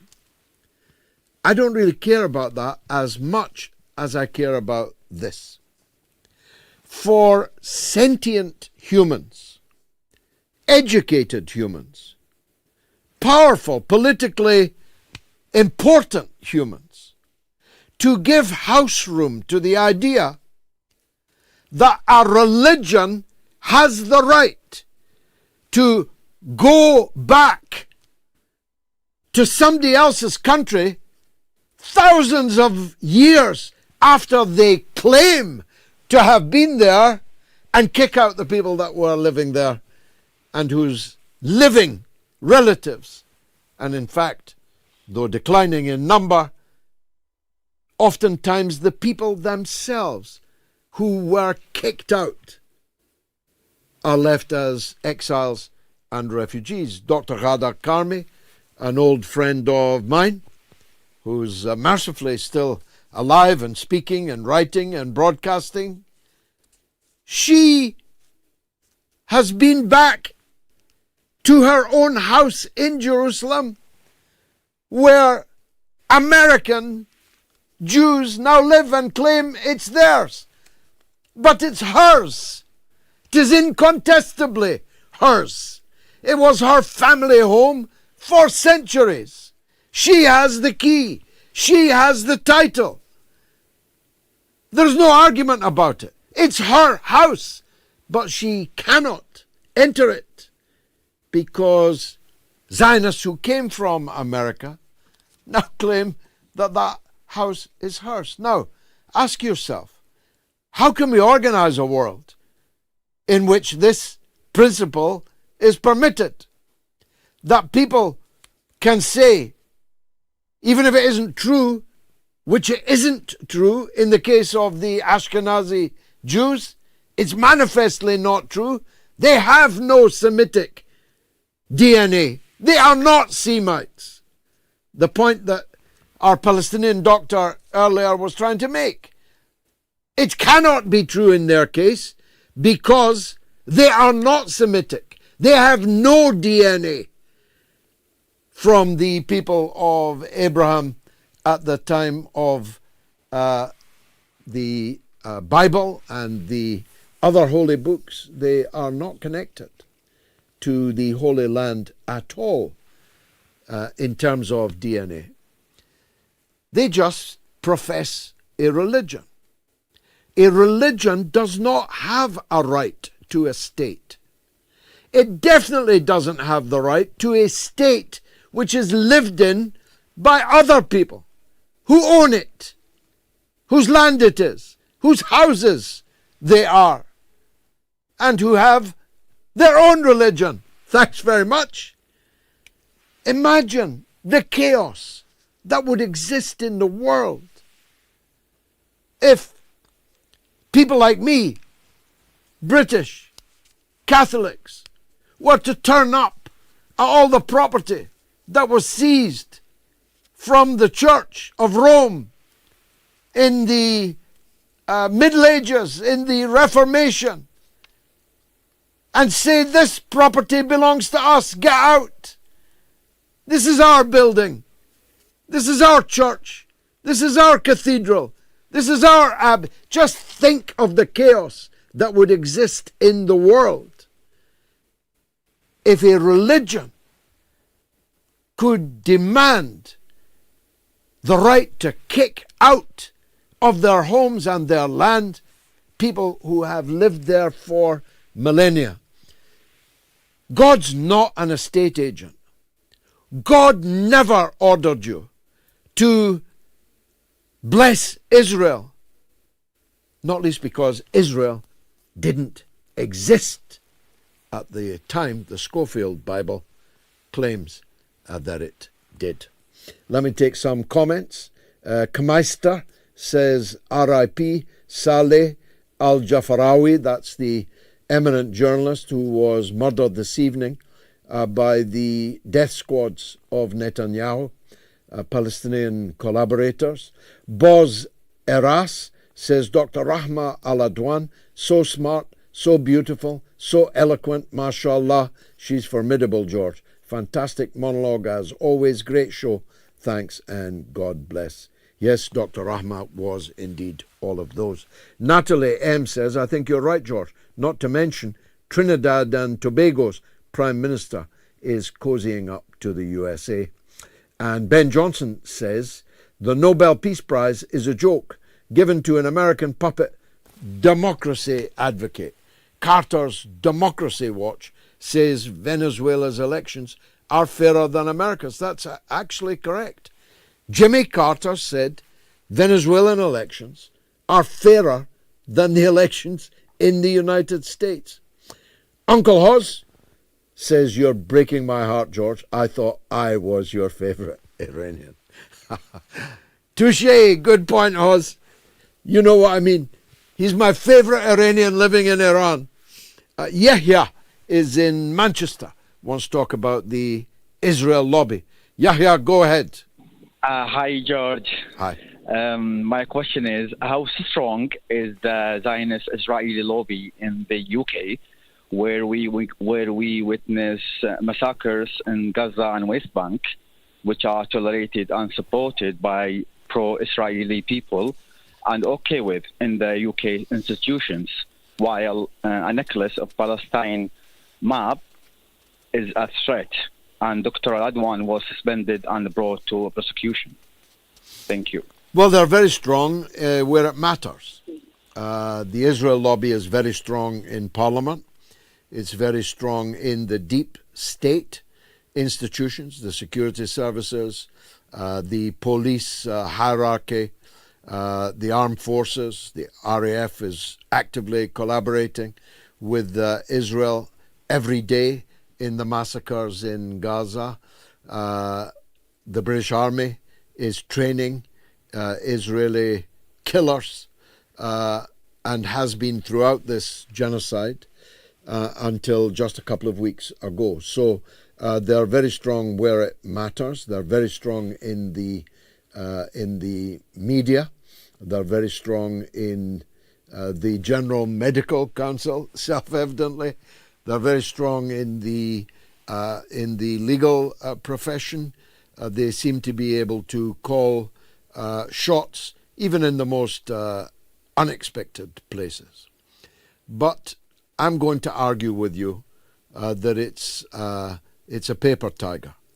When you stand up to them, you discover that actually the vast majority of people agree with us. When you contest their narrative, your argument wins. When you insist on the truth, people are prepared to accept it. Now, I know it's partly self-selecting. Big supporters of Israel are not likely to approach me. But you need to know, Yahya, that I am everywhere in this country. I mean, today I was in Manchester. Tomorrow I'll be in London. The next day I'm in Glasgow or Edinburgh. I am everywhere in this country. And I'm moving around. I'm meeting people on buses, on trains, on planes, in meetings. And I get nothing but requests for selfies and declarations of support from the public. Some public stay silent, don't meet my eye, neither indicate support or otherwise. But everyone who has a point of view in this country today supports you and me and our take on events. And if they don't, they have lost the confidence to express it. They, on Twitter or in anonymous reports to people, anonymous complaints, and so on, they still have people that will do that and can do that. But no supporter of this Holocaust has got the guts, the confidence to openly state now that which for much of the last 50 years they have been stating to my face and within my earshot. So we're winning, Yahya, and that's the reason for the panic. My old friend, the legend Tommy in Glasgow, he's back and he's talking about Palestine. Tommy, welcome. George, how you doing, brother? By the grace of God, good, thank you. Alhamdulillah. Peace be upon you, brother, to all the listeners. And if I can borrow from the great Robos in New York, I can't even say it now. Salutations and whatever greetings it is, Sarubius greetings to the clan Galloway and your great wife. And thank you. One of the greatest women, I think, just now that lives is your wife, George, and you're such blessing. Yes, you're punching above your weight. You're punching above your weight there, brother. I don't mind me saying. No, well, I am, of course, aware of that, but her beauty is not the most important thing about her. No, it's not. No, I'm not. I wasn't even talking about beauty. Her sincerity, about her fidelity, her heart. I mean, her intellect.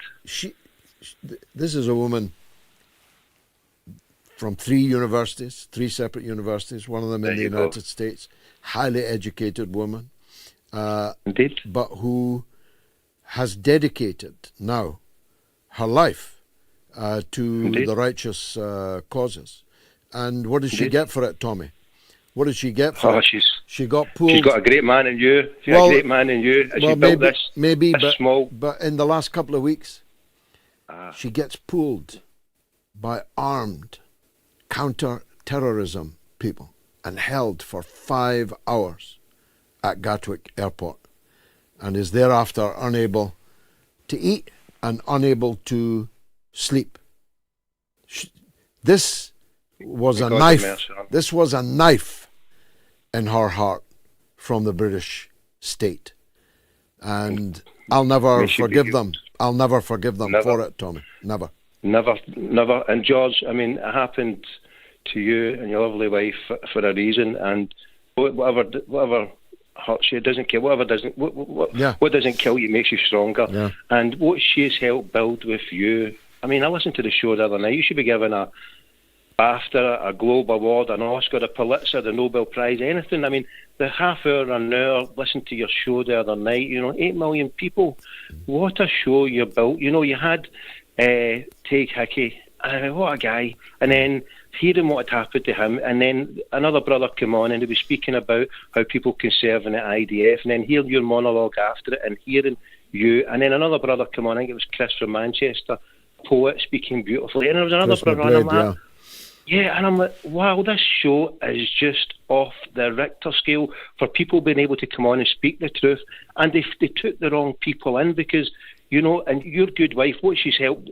I mean, George, I know you love being a politician, but this stage that you have built, you will be known for decades for being the best, one of the greatest truth-speaking journalist persons.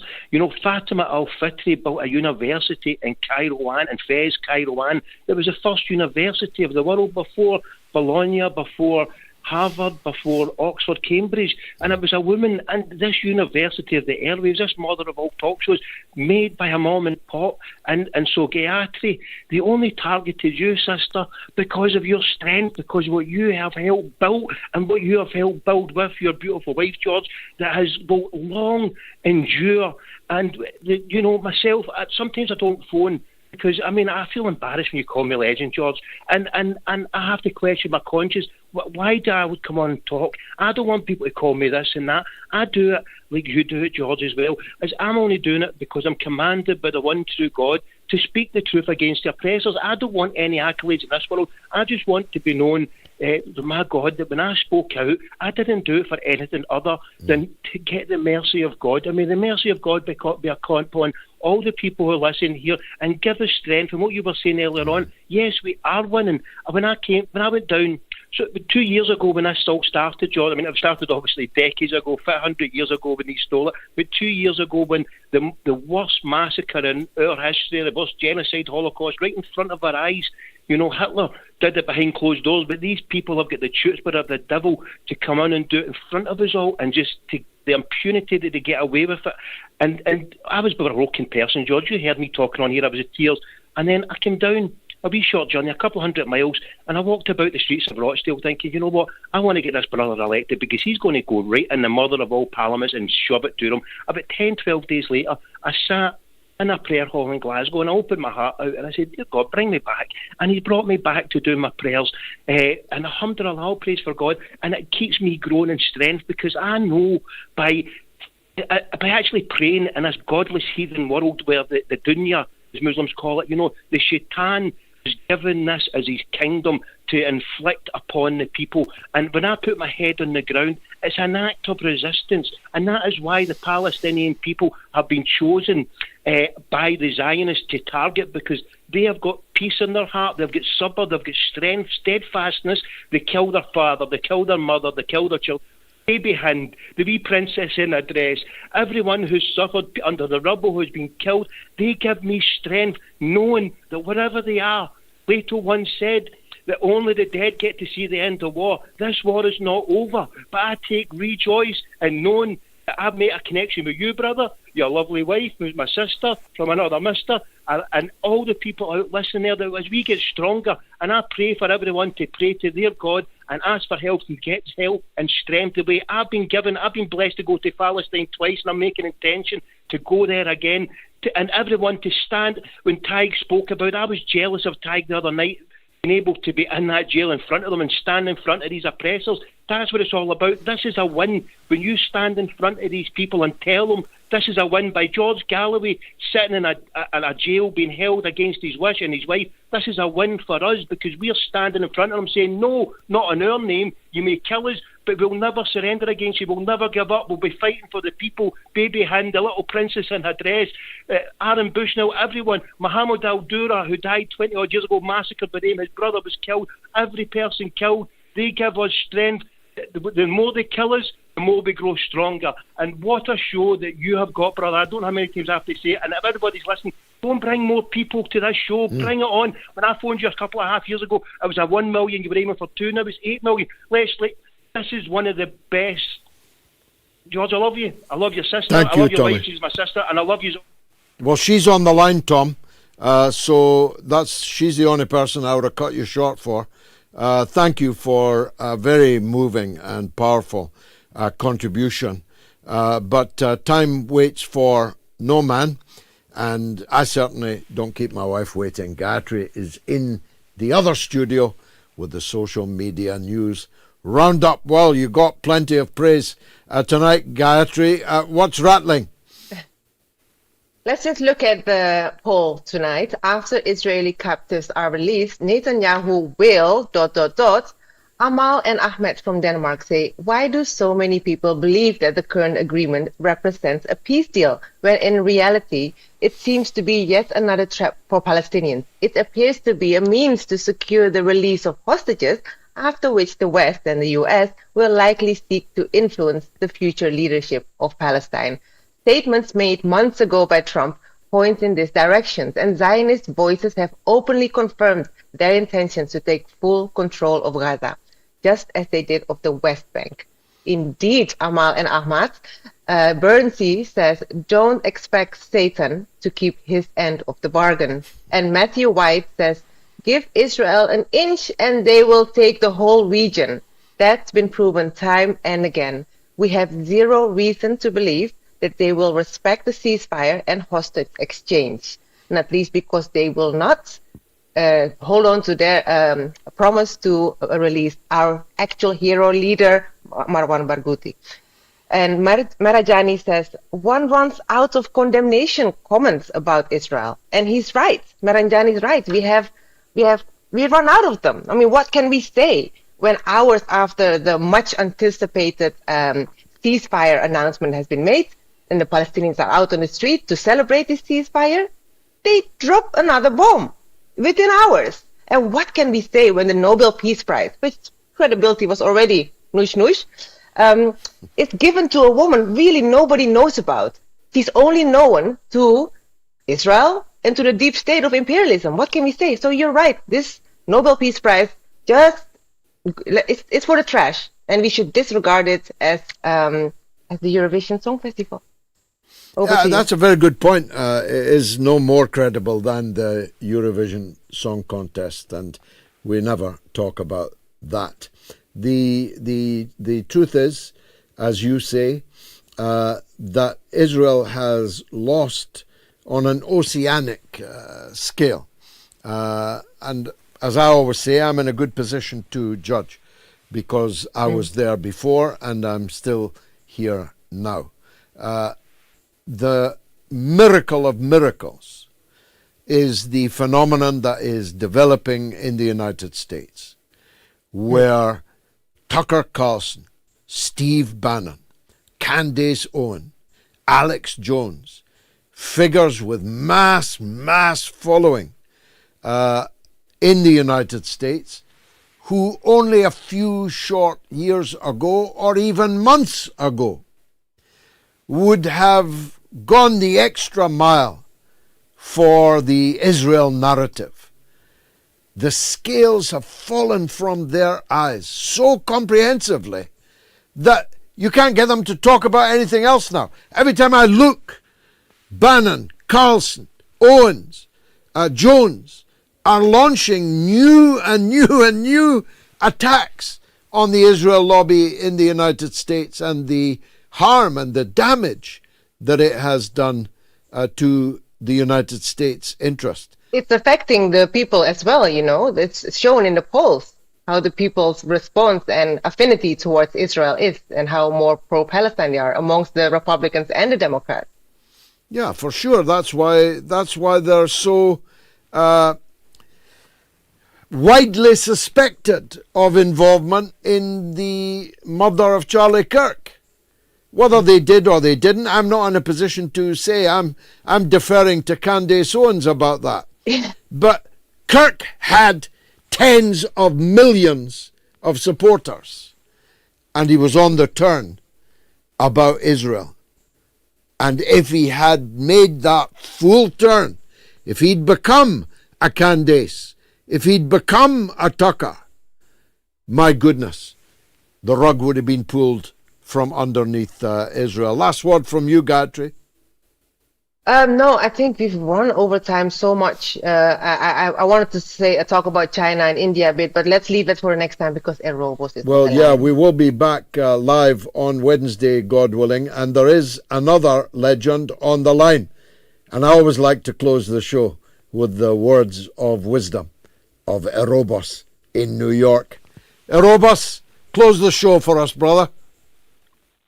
Greetings and salutations, and a salubrious shout out to Tommy in Glasgow. More power to him.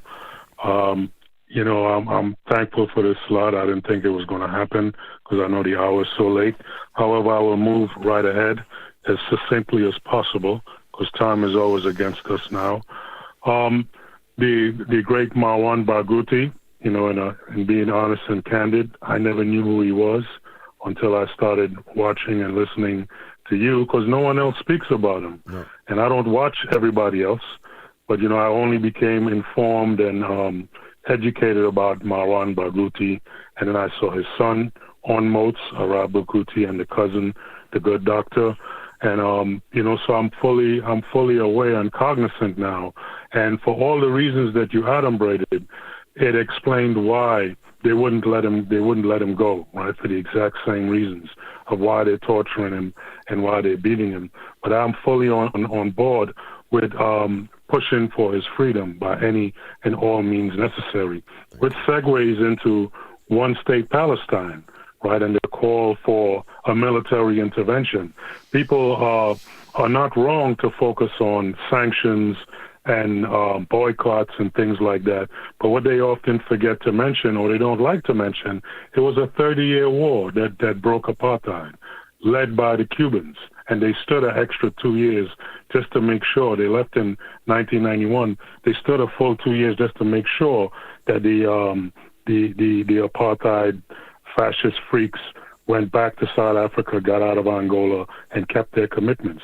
And that's what it's going to take. And just a quick point about what you mentioned about Trump.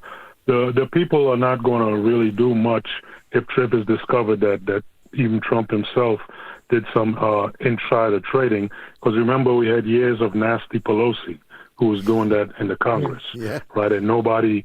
it made some headlines and it just went away right after that. So Trump is doing everything Pelosi and Obama and all these people done. He's just injecting it with steroids.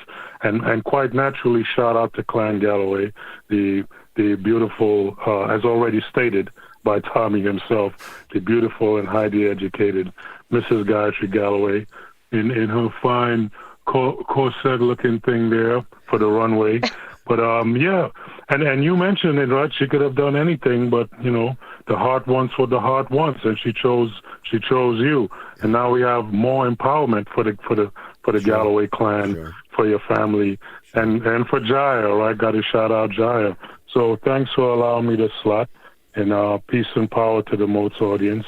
And we look forward to what's going to happen next. God bless you, Robos. Jaya is my grandson Sean's fiancée, and she and Sean are working the phones as always tonight.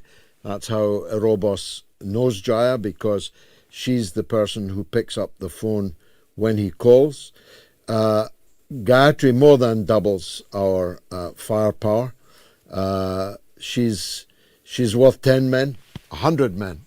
And when I'm gone, or at least retired in the pavilion from the wicket, she and my sons and daughters and my grandsons and my granddaughters will still be on the field of play. Of that, I can assure you. Beautiful call to finish us up with, Robos. My apologies if I have kept you up too late. I am almost a quarter of an hour past the scheduled closing time. But I hope you've enjoyed the show. My apologies for any imperfections in it. We do our best with what we have, and God willing, we'll be with you again on Wednesday. Stay tuned to Moats. Spread the word about Moats, and leave your donation on moats.tv. I'm only asking for $1, €1, or £1, or more if you can afford it, but a minimum of $1, €1, or £1. Good night.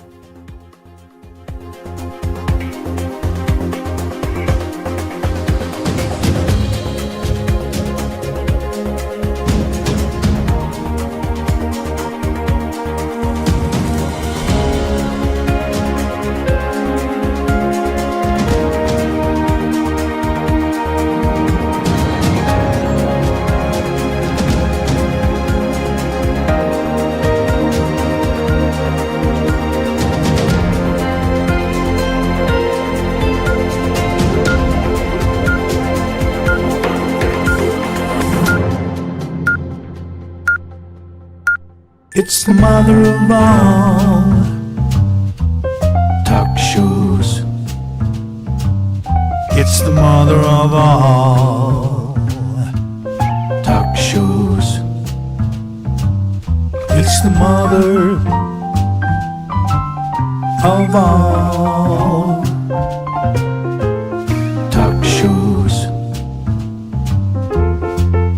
Go get 'em, George.